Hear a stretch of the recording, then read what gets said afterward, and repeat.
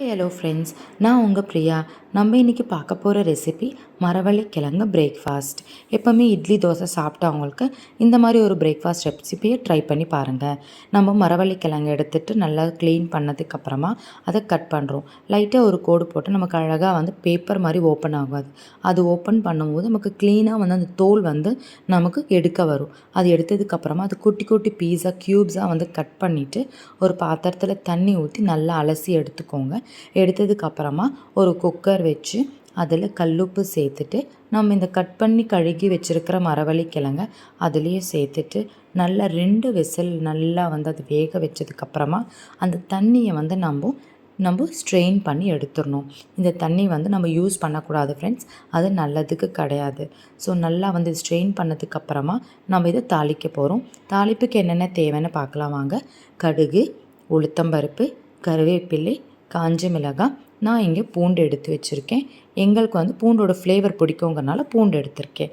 நம்ம ஃபஸ்ட்டு கடாய் வச்சு எண்ணெய் ஊற்றிக்கிறோம். எண்ணெய் ஊற்றிட்டு கடுகு, கருவேப்பிலை, காஞ்ச மிளகாய், உளுத்தம்பருப்பு, அதுக்கப்புறம் தட்டி வச்சுருக்கிற இந்த பூண்டையும் ஆட் பண்ணிக்கிறேன். நல்லா கோல்டன் ப்ரௌன் ஆனதுக்கப்புறமா இந்த தாளிப்பு கூட நம்ம எடுத்து வேக வச்சுருக்கிற அந்த மரவள்ளிக்கிழங்கையும் சேர்த்துட்டு நல்லா டாஸ் பண்ணால் நமக்கு மரவள்ளிக்கிழங்கு ரெசிபி ரெடி. இப்போ இது கூட ஏதாவது ஒரு சைட் டிஷ்ஷு ஸ்பெஷலாக வேணுமே நமக்கு. ஸோ வெறுமனே சாப்பிட்டா நல்லா இருக்காது. அதனால் நல்ல காரசாரமாக ஒரு சட்னி பார்க்க போகிறோம். சட்னின்னு சொல்கிறத விட துவையல்னு சொல்லலாம். அதுக்கு என்னென்ன தேவைன்னு பார்க்கலாம் வாங்க. தேங்காய் 1 கப்பு துருவி வச்சுருக்கேன். அப்புறம் கொஞ்சமாக வெங்காயம், 2 காஞ்ச மிளகாய், கொஞ்சம் கருவேப்பிலை, உப்பு, கொஞ்சமாக கல்லுப்பு.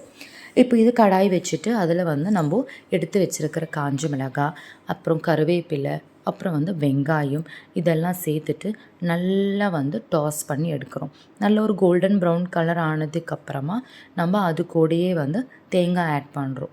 துருவி வச்சுருக்கிற தேங்காய் ஆட் பண்ணிவிட்டு அதுவும் நல்லா கொஞ்சம் கலர் சேஞ்ச் ஆகிற வரைக்கும், கோல்டன் ப்ரௌன் ஆகிறதுக்கு வரைக்கும் நம்ம அதை நல்லா டாஸ் பண்ணி எடுக்கிறோம். சில பேருக்கு நல்லா டார்க்காக வரணும்னு ஆசை இருக்கிறவங்க நல்லா அதை டாஸ் பண்ணலாம். அதுக்கப்புறமா ஒரு மிக்ஸி ஜார் எடுத்து அதில் எடுத்து வச்சுருக்கிற இந்த வறுத்து வச்சுக்கிறத அரைச்சிட்டு நல்லா கொஞ்சம் கொரன்னு அரைச்சிக்கோங்க. நைஸாக அரைச்சா டேஸ்ட் இருக்காது. அரைச்சிட்டு அது கூட நம்ம ஒரு அப்பளமும் வச்சு சாப்பிட்டா அட்டகாசமான ஒரு breakfast ready friends. Thank you. Bye bye.